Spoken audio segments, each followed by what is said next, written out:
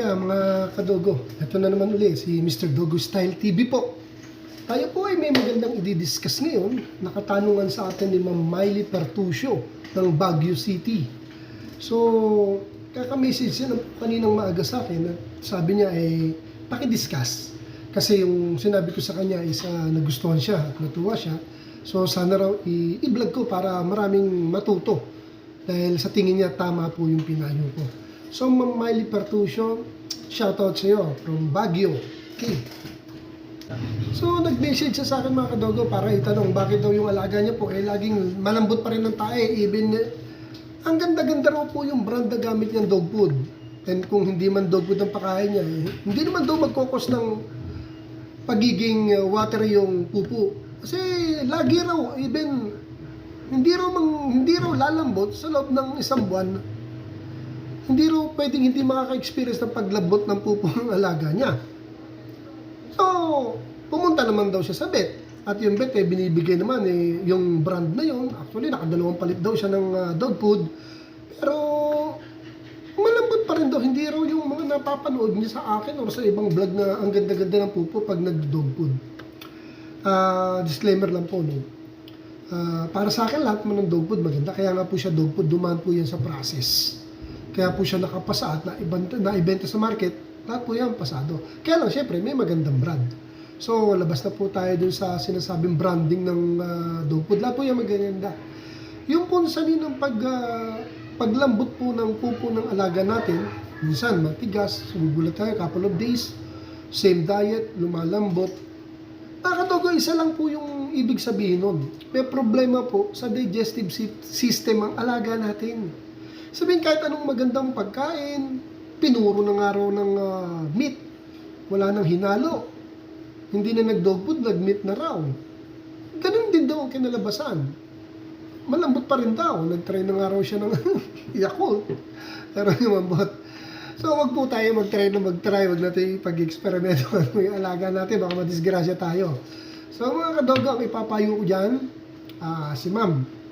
Pumunta na sa vet, nagbigay na ng magandang brand, nagpupo pa rin. So try niyo naman itong payo ko, okay? Maayos po yung ginawa niyang proseso, pinabet niya Tama naman po yun. Pero para sa akin, ang may problema na dyan, for sure yan, yung alaga natin. Yung digestive system niya is hindi ganun kalakas. Okay? So, pinatest naman daw sa doktor, sa vet, wala naman daw naging problema. Ginagamot, gumagaling. Gumagaling naman, tumitigas naman daw. Kaya lang curious siya, bakit hindi raw nagtutuloy-tuloy. Minsan, twice, thrice a month, laging lumalambot talaga daw tubig. Ang ganda-ganda ng pinapakain. Yung po ang sagot ko po. May problema po yan sa digestive system. Remember, binigyan kayo ng gamot ng vet.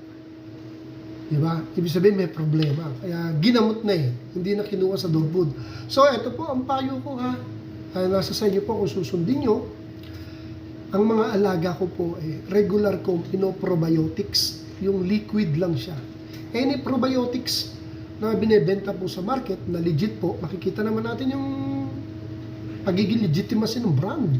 Diba? Hindi siya nakabote, na walang label. Siyempre, may brand po ang bibili natin. Sa Shopee, meron po nun, or sa Lazada. O Lazada yung Shopee, baka naman. Yun po ang gamit ko. Pinapakain ko sila. Hindi ko na kasi binablog kasi hinahalo lang naman po sa food yun. Isa nga, pag napapag-tripan ko, ini-inject ko through siren sa kanila Mga ganyan, no? Ganyan karami. So, ang ganda ng mga pupo ng mga to.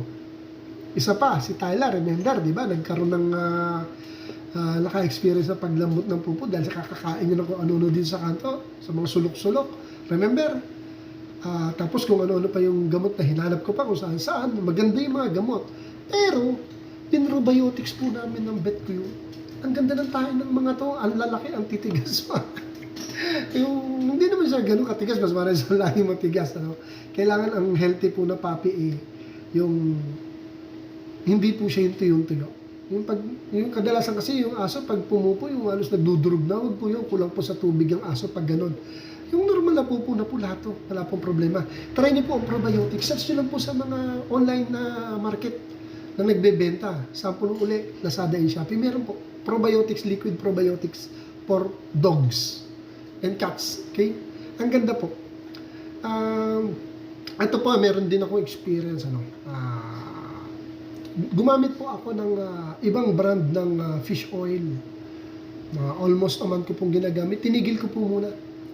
Hindi ko sinabing masama yung fish oil, pero siyempre kabisado ko po yung alaga ko. Tinigil ko po yung fish oil kasi lumambot po yung tae ng mga alaga ko doon. Kasi oil po yun oil. So, I'm not sure. Hindi ko naman ganong inano yun. Pero tinigil ko muna at nag-continuous ako ng probiotics. So, maganda po talaga ang pupo ng aso ko pag naka-probiotics. Sinahalo lang po yun sa food, sa mga meal nila. Yun po.